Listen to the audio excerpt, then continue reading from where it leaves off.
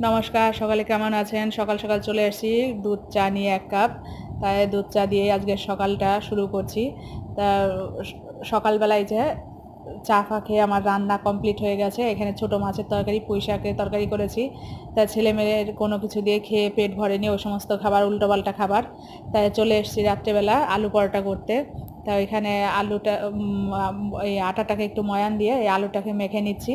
মেখে বললাম একটু মশলাটা কৌটোগুলো খুলে খুলে আমাকে হাতে দিয়ে আমি আলুটা মেখে নিই। আর এখানে পরোটা বেলার জন্য লোক চলে এসছে নতুন।